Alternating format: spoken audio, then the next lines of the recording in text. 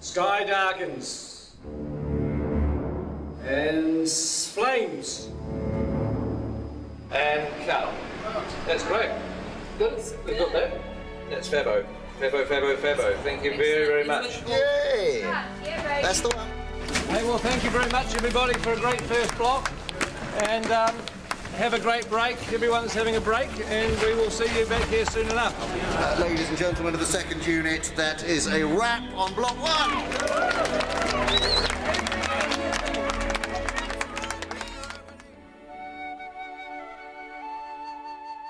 So we're just going to get one more pickup in Bag End. Hello. Yep. Come on. Oh, so hi, Pete. Hey, Andy. How you Come doing? on in. Just wanted to do one more pickup in here, if that was all right. What's this? Oh, this is the video blog pickup. Yeah. That's right. There, go. End of block 1. But anyway, we just wanted to say hi to everybody because we haven't done one of these video blogs since the beginning of the shoot. God, it feels like a lifetime. Oh. It doesn't, because the first week of shooting we did with Andy as Gollum. Use this precious thing we eat. You weren't a second unit director in those days. You were an actor. You were an old-fashioned. And now I've crossed over to the dark side. You've now gone to the dark side. I'm wiped. I'm absolutely wiped. That's all yours. Is it? Oh, okay. Just give us a good battle. Yeah. Okay. I don't know how you do it.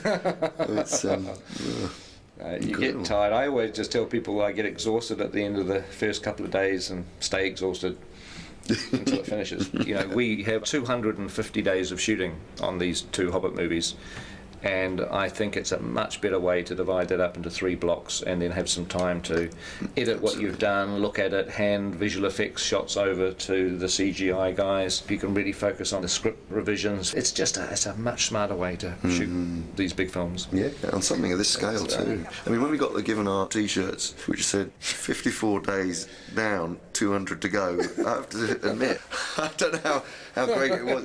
Please wear these. It wasn't exactly tomorrow. a morale-lifting moment, was it? Everywhere you turn on the people's backs was 200 days to go. It's like, oh God, I felt tired before lunch, you know. Good news is that it's over. First day back is Monday the 5th of September. So thank you guys. It's been a pleasure having you with us. What are you guys off to during the break? My wife and I, my lovely wife Aileen, we've got a holiday in the South Island of New Zealand planned.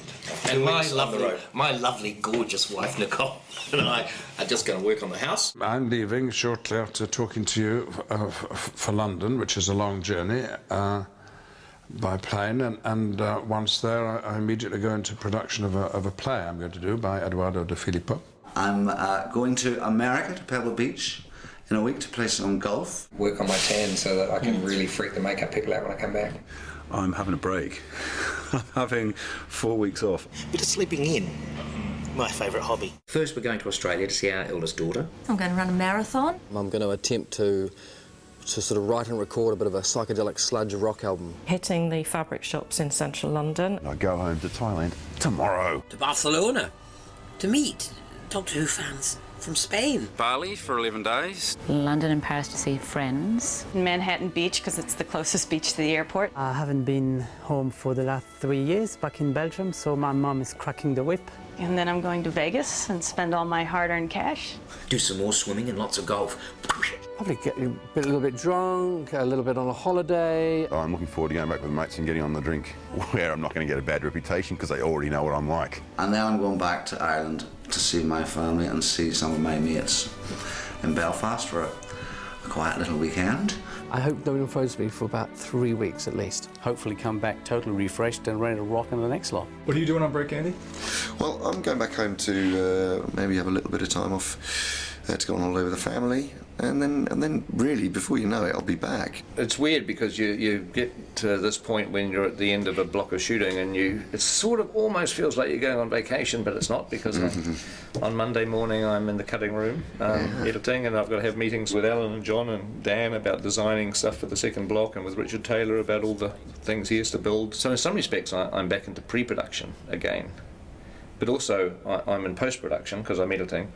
Plus we're in production because we're shooting these movies. So it's sort of like being in pre-production, production and post-production all at the same time. It kind of gets a bit screwy. But before I get to do any of that, I've got to jump on a plane tomorrow morning and go location scouting down the South Island.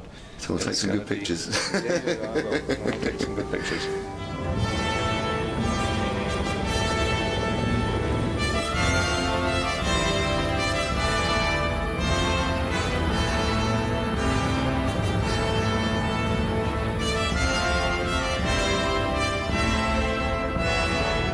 Since we're going to be doing location shooting during our next block of shooting, it's really time to have to nail everything down. Well, on the recce there'll be, it's usually about 17 of us that go. We get around in 5 helicopters usually. It's quite a spectacle when we turn up.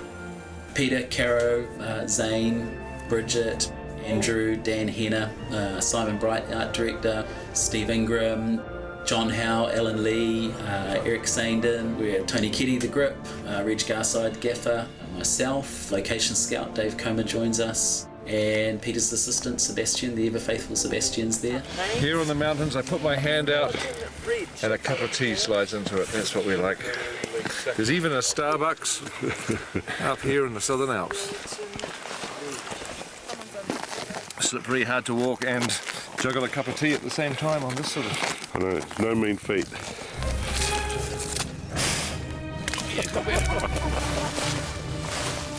I never come prepared to these things. I always somehow imagine it's going to be dry and warm and nice. At least it's not raining. We'll be not just scouting, which is essentially searching for locations, we're now returning to the locations that we liked, and we're going to start to talk about the logistics. The old thing, by the time you've helicoptered everybody in and then you've got to helicopter them out before nightfall, you're not actually here early morning or late afternoon. No, right, So yeah, you're during the middle of the day. It's all broad daytime. Yep. Unless you camp out here. Well, that's yeah. On set, we are allowing approximately half a rugby field for the essential equipment trucks, and then our marquees, crew parking, and also unit-based parking, which is where all our makeup and costume facilities are. If you make a path along the edge of the swamp in this... In essence, we need to create space for 2 rugby fields of equipment. It's weird on locations because you're standing in the middle of a mountain or a valley or some beautiful place, and you're having to figure out, you know, where are we going to put the crew tents? Where are people going to get changed? Where are the portaloos going to go? Because all that stuff has to be where you're not going to want to point the camera. You can have Gandalf and the dwarves sort of running up over this brow here and scurrying, hiding down behind these rocks, and just as they get there, you crane up and there's one. The last thing you want to find out in 6 months' time is you're standing on this beautiful mountain and saying, wow, this is exactly the shot I want to do, when you find you've got, you know, 20 portaloos right in front of the camera. That's not what you want to do, so you've got to figure all that stuff out. We've got to keep looking. It's sort of sooner rather than later, isn't it? Yeah.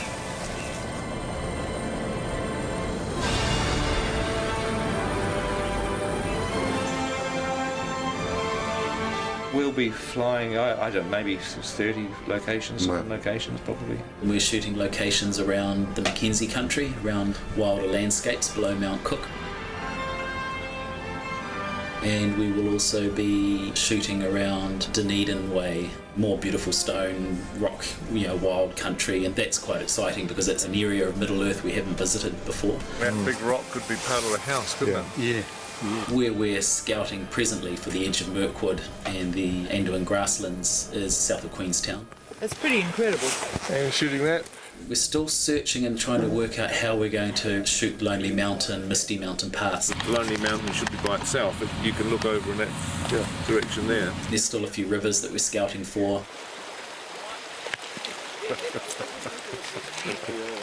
Yeah, I think we're getting pretty close to photographing every decent river in New Zealand now. It would be quite funny to have 13 barrels all in the middle of this thing. Going nowhere. Yeah, with the guy shouting, come on, get on with it. Come on, move ahead, get on, go faster. Is it a floater? It's quite heavy.